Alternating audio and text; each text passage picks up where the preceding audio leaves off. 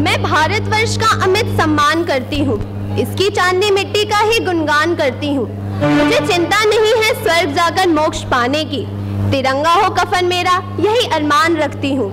इन्हीं भाव के साथ प्रस्तुत है बहन भूमिका द्वारा गणतंत्र दिवस के उपलक्ष्य में उनके विचार। शहीदों का सपना जब सच हुआ, देश तभी आजाद हुआ। आओ सलाम करें उन वीरों को, आओ सलाम करें उन वीरों को जिनकी शहादत से भारत गणतंत्र हुआ। ज्ञानदायिनी मां शारदे, आदरणीय प्रधानाचार्य जी, अतिथिगण, शिक्षकगण एवं मेरे प्रिय भैया बहनों, आप सभी को गणतंत्र दिवस की हार्दिक शुभकामनाएं। आज मैं आप सभी के समक्ष गणतंत्र दिवस के इस पावन अवसर पर अपने कुछ विचार लेकर प्रस्तुत हुई हूँ। जैसा कि आप सभी जानते हैं, आज हम सभी यहाँ पर भारत का 74वां गणतंत्र दिवस मनाने के लिए एकत्रित हुए हैं।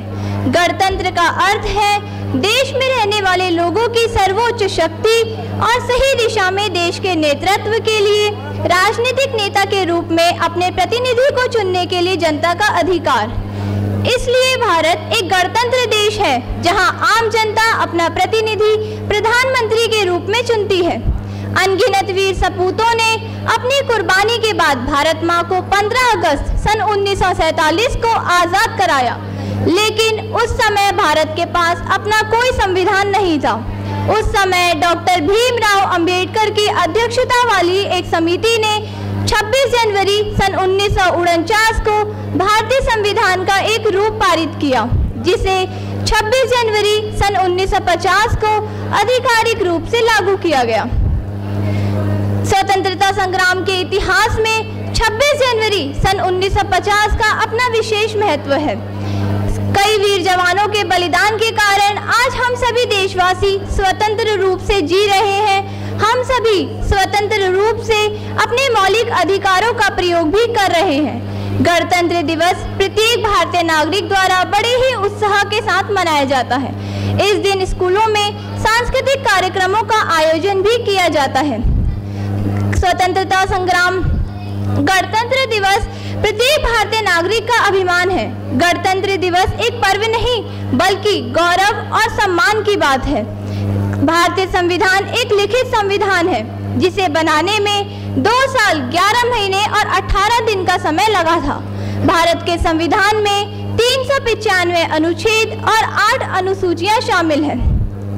चलो फिर से वो नजारा याद कर लें, शहीदों के दिल में थी वो ज्वाला याद कर लें, जिसमें बहकर आजादी पहुंची थी किनारे पे, देशभक्तों के खून की वो धारा याद कर लें। 26 जनवरी सन 1950 का अपना विशेष महत्व है। इस दिन पंडित जवाहरलाल नेहरू जी ने सन 1930 में रावी नदी के तट पर कांग्रेस के लाहौर अधिवेशन में पूर्ण स्वतंत्रता की मांग की थी। इस दिन पंडित जवाहरलाल नेहरू जी द्वारा ये प्रतिज्ञा भी ली गई थी कि जब तक भारतवासियों को पूर्ण स्वतंत्रता नहीं मिलेगी तब तक ये स्वतंत्रता आंदोलन जारी रखा जाएगा। इन सभी संघर्षों के पश्चात कई महान वीरों को अपना बलिदान भी देना पड़ा, जिनके बलिदान को आज भी भारत के नागरिकों द्वारा भुलाया नहीं जा सकता। अतः आज मैं आप सभी के समक्ष यह कहना चाहती हूँ कि भारत का भविष्य हमारे हाथ में है। एक जिम्मेदार नागरिक होने के रूप में हमारा ये कर्तव्य है कि हम लोकतांत्रिक प्रक्रियाओं में भाग लें और समाज के विकास में अपना महत्वपूर्ण योगदान दें।